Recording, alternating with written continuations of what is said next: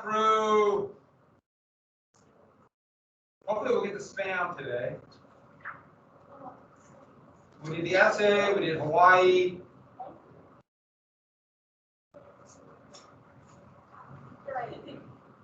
Who likes spam? Both.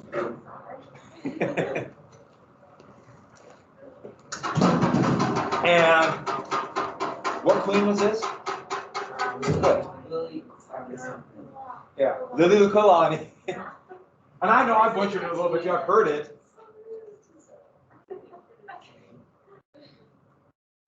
And so, and she won Hawaii for the Hawaiians. And who became the first president of the Republic of Hawaii? Sanford, Ballard, yeah, the Dole for the Dole Corporation. And this was a classic example of imperialism. Now, the Marines helped them overthrow the government, but they were not ordered by President Cleveland.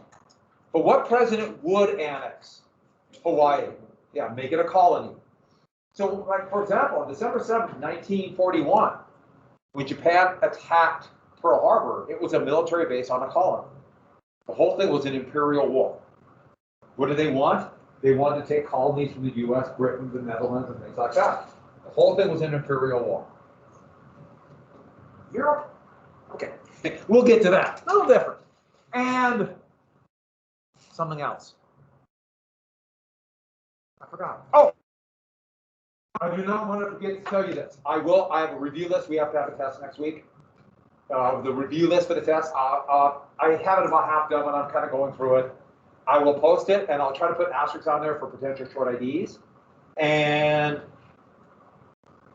so I'll post it. It should be online. If I get it done after 6, I'll get it done. Not for sure tomorrow morning. Yeah. Is the test going to be on our day or yes. Does that sum it up pretty good? It'll come whatever day it happens to come up. I know. It's gonna seems to be one day or the other. How many times have you guys been online streaming for tests? We're online 3 times in a row, right? 2 times in a row? I'm sorry. I'm over. I'm moving on. And would you rather be here or at home online? If we're at home, it means there's more time to study. I'd rather. Well, maybe I just wait and have just one massey test when we're all here. Oh. No thanks, I'll pass. Because we're going to do hour-and-a-half periods, maybe. So. Oh, jeez. Oh, that's going to be. I hope not. I would rather stick with these periods. I think it'd be much more dangerous to go longer. Yeah. If you do hour-and-a-half classes, how are you going to structure it? A lot more fitness. Oh, what? A lot more fitness. Oh, Running, wall sits. Yeah. Bring good shoes. Bring good shoes. Okay, so we talked about Queen Liliuokalani. The 5 reasons. John Fiske would write what book that would justify social Darwinism and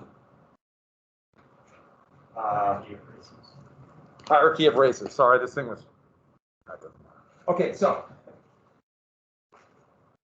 it's going to bug me. There we go. And that imperialistic fervor. What is the idea that it would? The U.S. must be a great power. What do we call that? We're great, so we need an empire. Yeah, nationalism. And nationalism, World War I, all wars are really nationalism, but World War I would be a classic example of that. So we went all through this, and let's get to this Spanish-American War. So the Spanish-American War would be the first real war for empire in this new era. Yes, the Mexican War was, but this was different. The Mexican War, the United States was going to annex areas to make it equal parts of the U.S. That's not what happened here. This is purely a war for conquest. Even though cartoons like this would try to justify it, there's Uncle Sam, and you notice he's coming out of his breeches again. And so there's McKinley acting like a tailor. Tell Taylor with the big scissors. And it says here, if it's hard to read, enlightened foreign policy, rational expansion. And on his pants, it has like the areas like Louisiana Purchase and Florida, all the places the U.S. have taken. So this is saying this is rational expansion. Most certainly, we're not doing it for conquest. even though, yeah, it was for conquest. And, sorry about that. I'm just making sure this is all working. I shut it off. How did I even do that? Give me a sec. Okay. So, Cuba would be the focus of this, Cuba. And there have been a number of revolutionary movements in Cuba, 1860s, 1850s. Remember, the U.S. wanted Cuba, with the filibusters, to turn it into 2 slave states. But Jose Marte of the Cuba Libre movement, he'd be one of the leaders of it. This was having a relatively successful guerrilla war against Spanish rule in Cuba in the early 1890s. And there's Marte right there. Here's some kind of a stylized picture of the guerrillas. And, they're using whatever they have, but it's jungle, mountainous, hit and run tactics are perfect. Raids on Spanish bases. Most of the population in Cuba was relatively sympathetic towards Cuba Libre, even though terrified of the Spanish and their brutal policies. Spain, though, was desperate to hold on to Cuba. Nationalism. It was like their last little bit of when when Spain was great. They wanted to hold on to it. In fact, the Spanish monarchy is about ready to collapse. I mean, they're in real trouble. So this is like their last gasp of trying to hold on. So they're going to start a brutal policy. They'll have limited effectiveness at first. It's doomed to fail. All these policies are, but it's going to be called the reconcentration policy. And it's going to isolate the guerrillas. And a German-born Spanish general by the name of Valero, I can't even say it. Valeriano, that's not right. Weiler, he became known as the butcher for this policy. But what the plan was this: they would round up Cuban villagers, farmers, so they can't help the guerrillas anymore. And they would send them to these camps. Some would be just temporary shelters surrounded by barbed wire, so to isolate the guerrillas outside from the Cubans inside. This is a brutal policy because they would, at gunpoint, make them leave their homes. The camps were always undersupplied. In fact, they were purposely kind of neglected so the people inside would suffer as a lesson to those who might help the guerrillas. And then outside, anybody who is out there, anybody, they could say, that's Cuba Libre, and kill them. It's a horrible policy. The Romans did things like this. This is not a new policy. And here is an article from the United States because there'd be thousands of starving Cubans inside these camps. This was done partially on purpose. And then anybody outside the camps would be murdered or tortured to death. Well, it's commonly, I don't know why I typed it again twice, was garroting, and that's slow strangulation. And this horrible murder, they put him in a chair, and it had a leather strap like this and a crank. And they would slowly turn the crank, and that would slowly strangle the person there. They could make this last for 2 or 3 days of just hell. And to give you an idea off of this is, look at that little prong right there that would poke them in the back of their spine. You want to join Cuba Libre? This is what happens. And they made life inside the camps miserable too. Now, these are not real garrotings. They're done for show, for the cameras. But still, you get an idea how horrific it would be. And I guess it is much more brutal than you can even imagine. You can imagine a lot. I don't want to know what you can imagine. But, and then there would be mass starvation inside the camps. And pictures of young boys or adults starving to death in these camps would get to the United States. Now, in the short term, this was effective for violence. The guerrillas had to hit the hills. They went into the mountains, and many of their, because they want to end this brutality of these camps. So these are some of the pictures I would get back to the United States. And they're horrific. This is sometimes called the Spanish genocide in Cuba, sometimes called the killing fields. We don't know how many thousands died. It was significant, and this brutal policy. I should add reconcentration camps. The United States would do this in the Philippines a few years later. The exact same thing. And Britain would use this in the Boer War in South Africa. Now they called them a little bit different, but they took the exact policy of reconcentration camps and turned them into concentration camps. So that's where the term comes from. The British did it in the Boer Wars. And then other people would use it. All concentration camps meant basically is where you concentrate people. It wasn't necessarily a brutal camp until Nazi Germany started using these as political prisons and other kind of things. Then it has another meaning. So that's coming in the 1930s. This horrible policy, but limited effectiveness. Some of the fighting died down. It would, in the long run, of course, fail for Spain. These policies cannot last in the long run, unless you literally are willing to kill everybody there. But in the United States, this really sold. I did not mean to type jingoism here as war sells. I meant to get rid of that. I changed the order of this. So no, you can write it, but I'm going to change it so I don't forget it. Best laid plans of mice and men. So this is sensationalism in journalism. And this is at a time where there's so many newspapers that they're all competing for readership. And so here's an idea of this. Woman jumps from Brooklyn Bridge, survives the leap. All of these kind of things. Eating murders would be front page. There's a story from about the same time where they found this body, this torso floating in the Hudson River. And that became big frontline news in New York City for 4 months. They even paid to find the search for the victim. The whole point is those kinds of stories sell newspapers. The most famous of the purveyors of this was Joseph Pulitzer. And his New York World was the most popular newspaper in New York City in the early 20th century. He would feel guilty and he would leave an endowment. You might have heard of the Pulitzer Prize, which is the prize for excellence in journalism, because he was kind of guilty for this kind of stuff. And the young and upcomer, he was an heir to an oil and coal fortune, William Randolph Hearst. He bought the failing New York Journal and turned it into a major competitor and eventually passing the world. And these two competed all the time. And the big thing is find stories that will get people to watch. So this is called yellow journalism. And here's the thing. War sells. And pushing for war is called jingoism. So pushing this and saying the United States must get involved. And so here, the drawing of the Cuban Reconstruction policy. Here, the famous Western artist Frederick Remington was sent down by Joseph Pulitzer to go to Havana at the end of 1897 to find pictures of brutality. He actually came back and said, nothing's going on. Can I come home? And Pulitzer wired back, you send the pictures, I'll send them. You send the pictures, I'll make the war. Just give me pictures. I'll make a headline. So this is a Remington picture, purely made up. But here it shows, and let me get the lights here. So these are Cubans, and they're searching an American on a steamer as a transport ship. And they're obviously strip searching her.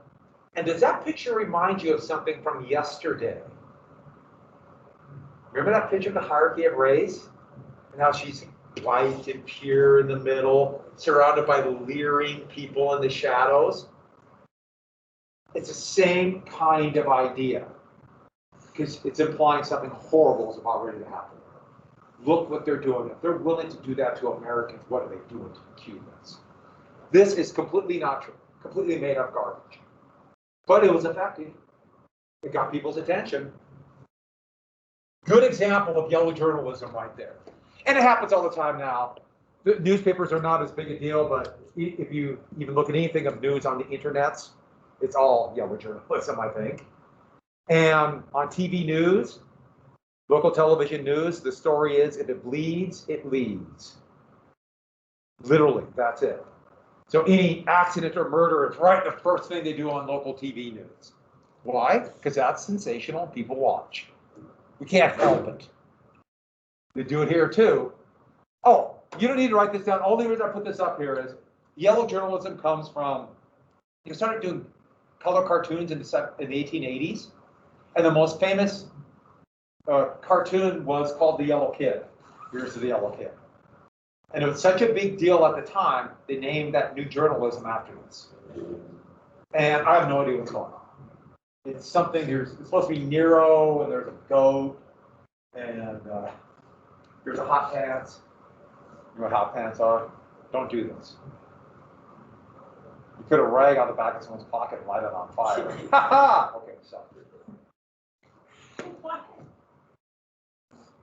Don't do that. So, this is modern. This is from the, Bat Boy, and then of course, it's big news. Not Bat Child. You guys, you don't understand the threat of Bat Boy. So let's get back to Cuba. So, more and more, the United States was being pushed to go to war. What was U.S. policy? Well, one thing's very important. The U.S., maybe they wanted Spain out of there. But this cartoon shows what American policy really was. And it's a very good one because it implies, okay, first off, see how they draw Cuba? Remember that picture I showed you of Queen Liliuokalani? Also the picture of the Rough Rider, Teddy Roosevelt taking up that Cuban up to the schoolhouse and how they drew the faces. You notice that face is totally different? So that's meant to be sympathetic to whites in the United States. That's what it is. So it's sympathetic. But this shows Cuban policy. It's implying Spanish misrule, so we should save Cuba. It says the duty of the hour. And it says to save her not only from Spain, but from a worse fate. Because if we get rid of Spain, what's happening in Cuba? You pull the frying pan out, what happens to her? She burns up in the anarchy of Cuba. Is Cuba ready to govern itself according to that? What should happen to Cuba? Who should take it over? This is a cartoon. It looks like it's to help Cuba. But more and more U.S. policy was the U.S. should control Cuba. It should become ours. By the way, guess who's going to be surprised by that? Cubans. It's a clever cartoon, though, isn't it?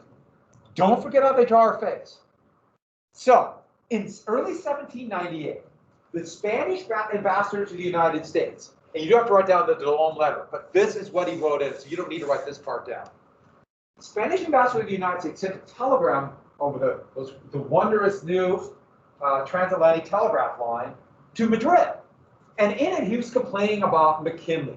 McKinley was waffling about wanting to war. McKinley did not want to go to war. People were pushing at him. And this is how he attacks McKinley. And what does that tell you about his point of view towards William McKinley?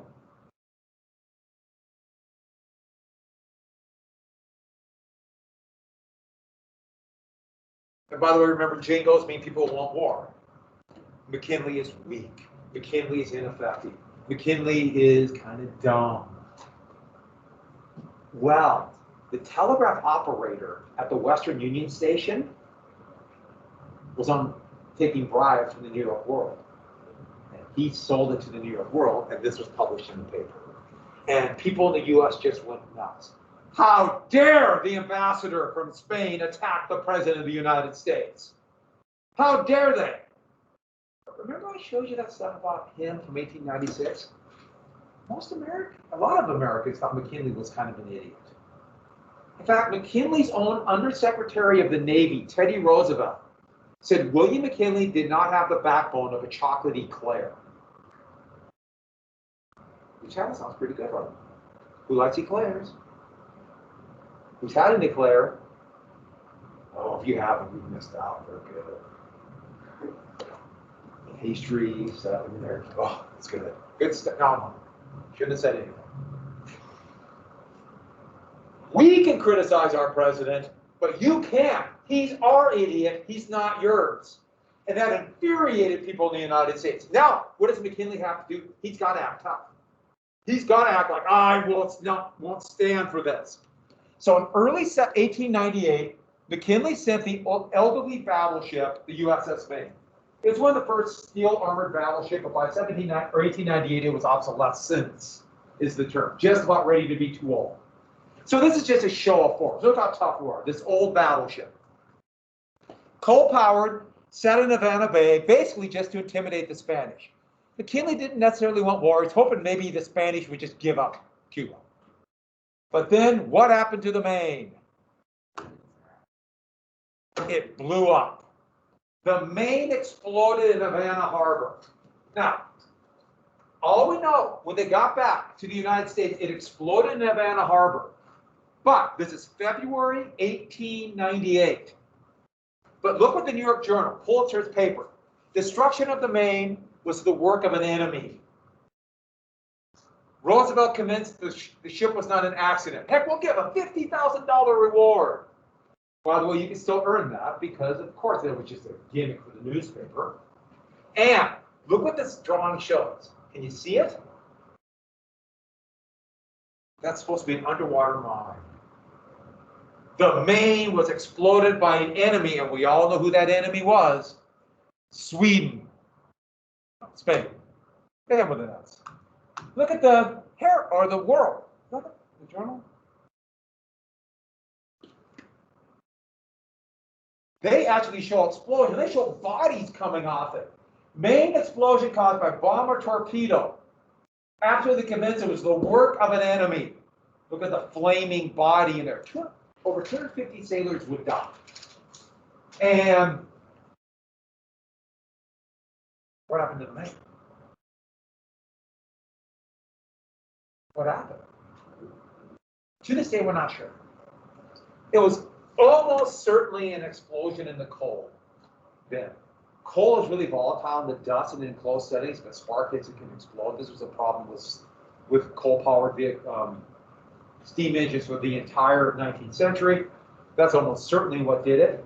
One thing I can say for certain, Spain did not blow up. They weren't insane. That would have been insane. They had no reason to do it. But here, they say as fact, caused by bomb or torpedo. They say a work of an enemy. By the way, what do we call a statement like that? Exactly, it's a lie. It's by definition a lie. If you say you know something certain, for certain, you say you know that and you don't really know that, you're lying. That's a lie. They lie. And here's the cartoon to reinforce that. It would take 2 months, but eventually this would push the United States to go to war. And what would the battle cry be? And the hell with Spain. So, seen a lot of these pins. That's what the wreck looked like. The mass now is Arlington National Cemetery. Thousands came out for the procession through New York City and then eventually down to Arlington National Cemetery for the bodies of the dead they could recover. And here, remember the Maine, and they also have the starving Cubans on here. Remember that for the Reconstruction policy. So, with that, the U.S. would go to war. Hanna actually really didn't want war. He had, actually, he was just running for the Senate. But then business leaders and Hanna realized, wait a minute, war can be quite profitable. And once they changed their mind, of course, then McKinley asked for war. There were a lot of anti-war feelings, but it was hard to go against this cry, this nationalistic fervor of remember the Maine. And so it's not quite a declaration of war. It's a little more complex the way they worded it, but that's basically what happened. And so that's April 25th, 1898. So where did the United States attack?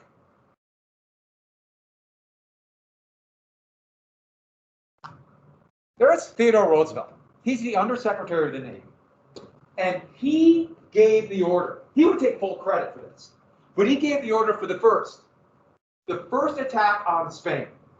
The United States had a few naval squadrons in various places around the world. And so naturally, remember the Maine, Reconstruction policy, he ordered us to attack the Philippines. If there was any doubt what this war was about, because he certainly was not punished for this if he actually did it, the war was for empire. The Philippines was a Spanish colony. It's in the Eastern Pacific. Strategic location. Also, it's an island or it's an archipelago of over 1,000 islands. Millions of people live there. Spain is weak. This could become a huge market for American goods. This is pure imperialism. So there were about 16 U.S. ships at the British colony of Hong Kong. And he ordered them to attack the Philippines under Thomas Dewey. So here, took a few days to get the coal and supplies, and 6 days after declaration of war, they're in Manila Bay, ready to fight. The Spanish fleet was about the same size, but the ships were a lot older. Some still had iron armor, not steel, not even near as capable. And this would be a major one-sided battle. Dewey would be the first major hero of the war. And I was looking for a picture of Dewey, and this is the first picture that came up, so I thought I'd give it to you. Dewey had a very commanding presence. Okay, that's Dewey. Yeah, that's Mickey Rat. Okay. And what would happen to the Spanish fleet? At the Battle of Manila Bay, the Spanish fleet was destroyed. Not that the Americans really did all that well either. Less than 1% of their shells actually hit Spanish ships. The new big guns were so hard to aim. The 8-inch guns on his flagship, the Olympia, they could go 10 to 12 miles. They didn't know how to aim them yet. They couldn't hit anything, but they devastated the Spanish fleet. Then it's just going to be a couple months until U.S. forces could come and take the Philippines. By the way, the Filipinos were having their own insurrection, and they assumed that the United States was there to free the Philippines. Boy, would they be surprised. So, this all happened. Congress has got to pay for it. An amendment to an appropriations bill called the Teller Amendment would be added. So what you need to know is a Teller Amendment. And this made it very clear to appease the anti-imperialists. This was not a war of conquest. Cuba will be independent. But you notice I have the question mark there. It never defined independence. And this is a cartoon showing that attitude. It's supposed to be like a play, and here's the villain of Spain, here's the U.S. defending the damsel in distress, Cuba. And look at her face. This is really important. Look how they draw the face of Cubans at first. You see the same thing here. Oh, almost forgot. And it never mentioned other areas, other Spanish colonies like Puerto Rico or the Philippines. So there's some holes in the Teller Amendment. We'll come back to that, obviously. Here's another one. Here's the U.S. to defend Cuba from the Spanish. And once again, look at the face. So this is to defend the U.S. going in. Wait till they become defending the U.S. controlling and colonizing. Then it changes dramatically. So the U.S. Army was tiny, less than 28,000 men, and it would go up to 250,000 men in a couple months. Most were National Guardsmen. Montana sent a disproportionately large number. They sent quotas out, a number that each state must turn out. They accidentally added an extra 0 to Montana's number. So Montana sent a lot. And armies around the world were adopting kind of a dull khaki or uniforms like that because weapons were getting so deadly. But for the most part, they still either had navy blue tops or still all navy blue. In fact, most of the National Guardsmen were wearing the same thing that they wore in the Civil War. So that means the uniforms are made out of wool. And as we all know, wool is perfect for the jungles of Cuba. Right? It keeps the heat out. That's science. We had some modern rifles, but they tended to jam in humid weather. Won't be a problem. The U.S. did not purchase machine guns, this brand new weapon, but they were still using these Gatling guns from right after the Civil War. 7-barrel, fired a massive shell, and they had kind of a shock value that just terrified the Spanish. The Spanish actually had better weapons, better equipment, but the Spanish had terrible morale. The U.S. were like, oh, let's get them. So troops started going to Tampa as they start to organize the forces. And in Tampa, most of the, they still call them colored regiments, but black regiments, two were from Montana. When they first got there, they thought that black soldiers would be more apt to handle the yellow fever there, which turns out to be ridiculously untrue. The black soldiers trying to go out in Tampa on liberty. Well, remember, the South is Jim Crow. Remember Jim Crow laws? And when they bristled at that, many were arrested, and that led to gangs of whites attacking black soldiers and the black soldiers fighting back. And what became known as the Tampa Riot, and it was called a race riot, implying that this was a fight between the races. Well, yes, but it was mostly whites, including the police attacking black soldiers, and over 9 people would be killed. Over 50 wounded. And this shows a little bit of the contradictions here. These are men who are going to fight in the U.S. Army's war, and yet they're treated as less than second-class citizens in the harbor they're ready to leave from to go fight this war. We'll see the same thing in World War I, and the difference would become very stark in World War II. And so Teddy Roosevelt resigned as Undersecretary of the Navy and would start his own regiment called the Rough Riders. He was allowed to recruit. Some were dandies like him, wealthy people from New York City. Some were frontiersmen, cowboys, things like that. He spent some time in Montana when he was younger, and there's all kinds of stories if you go across Montana. Teddy Roosevelt was here. About 1% is actually true, but Teddy Roosevelt was in Montana for a while. And this would be the stylized version of it. The cavalry charging up the hill. They're all in buckskin. And the Rough Riders would become the most famous unit of this war because reporters followed Teddy Roosevelt around because he was a good story. He was a great story, always full of quotes. The reality was, this picture is completely false. They dress like all the rest of the soldiers in navy blue. And you also notice there's no horses. They didn't have enough ships, so the cavalry couldn't take their horses. So the cavalry walked. So if you ever see this of Teddy Roosevelt, and that's usually, if you look it up, that's what you'll find. Nope, not true. But he would become the biggest hero of this battle. And the plan was pretty simple. Blockade Cuba and attack their main naval base at Santiago. Spain has to go across the Atlantic. They won't put a resupply. Knock out their naval base, Spain will be forced to go to a treaty and just give it up. They knew that. In fact, they're hoping just to blockade. They also took Puerto Rico too, which was a Spanish colony. And the basic plan was land here, basically unopposed, march overland, and there are these hills around Santiago. If the U.S. can get up there, they put cannon up there, Spanish ships won't be able to be in the harbor because shells plunging down on them, win the war. It's a basic plan.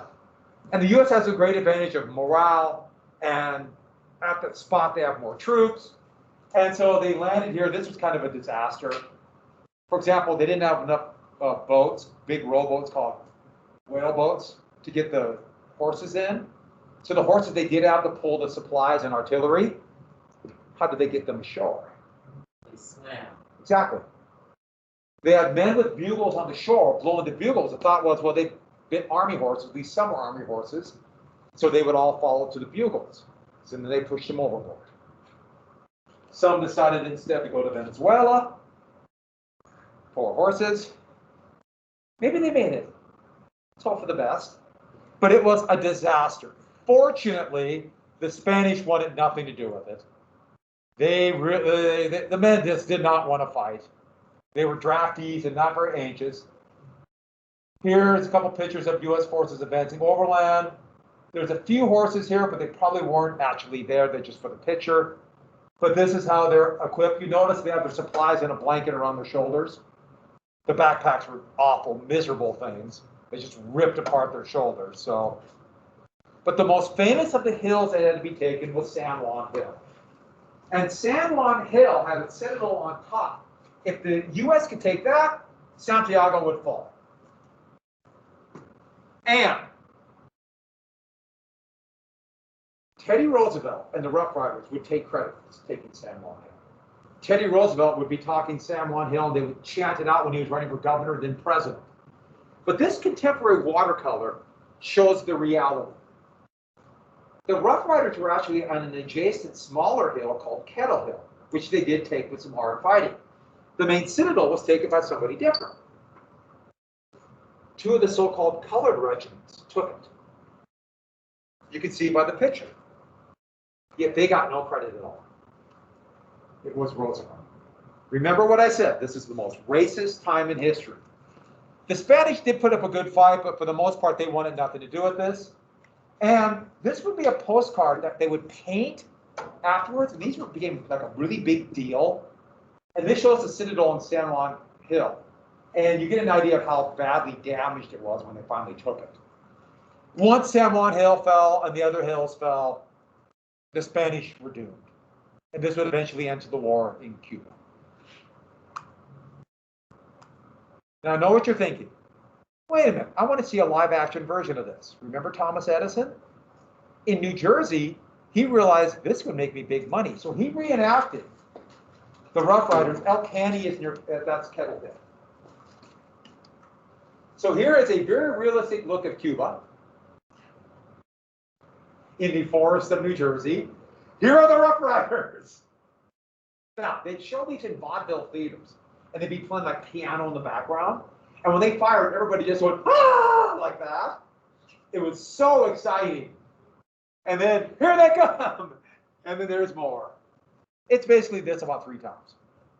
And when we're done with that, here's another film from 1898. From Edison's production. Cats boxing. Okay, the poor cats aren't having fun, but still, keep your left up.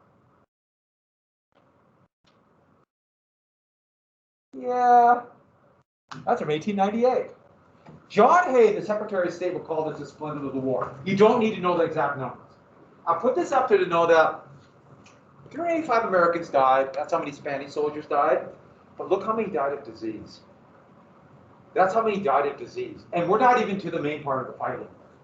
The war is over, part 1. Part 2 will be hell on earth. This is what should remind you of a war that happened in your lifetime in Iraq. Part 1 over relatively fast. Part 2 hasn't really ended.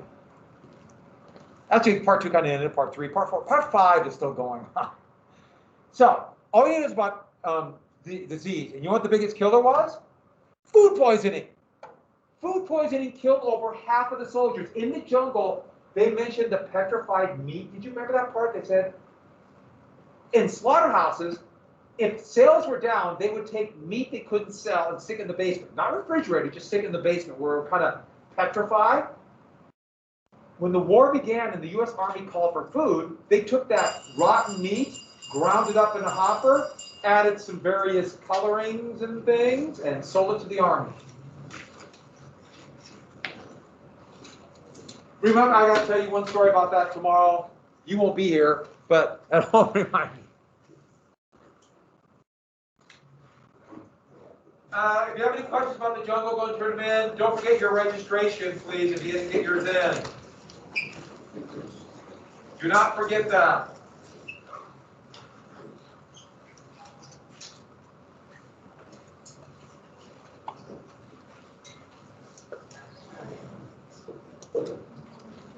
Have a great day. Beautiful. Anybody else? Anybody else?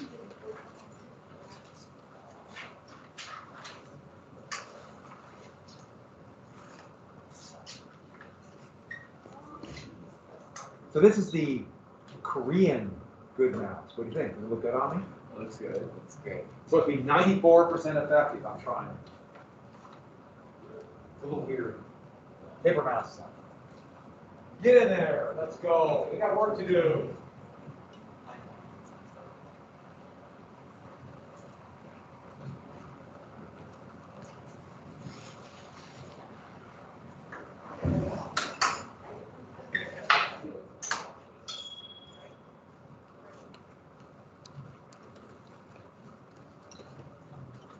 I used to always wear a watch, and then I decided never to wear one again. Why?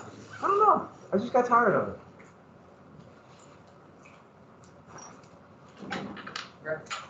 My wife has one of those high watches. What? Nothing, we're talking about. What? Oh, nothing. Oh.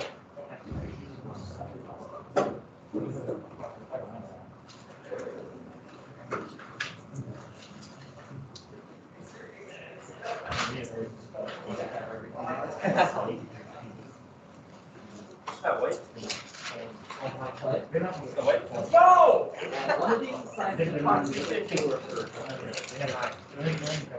Dude, Jacob, this is the one game I can watch for you guys. We got work to do, people. We're burning daylight. So, and I got to put up the Italian flag. I'm very excited. Where are you putting it? I don't know. I think there. I got to get better looks. There, I might put it over the Berlin thing. You know, I love the Berlin sign. You could just hang it from the ceiling. Or you say it good. Thank you. Yeah. Very good. Right in front of the monitor. Replace Eden's desk with like. Yeah. Just break.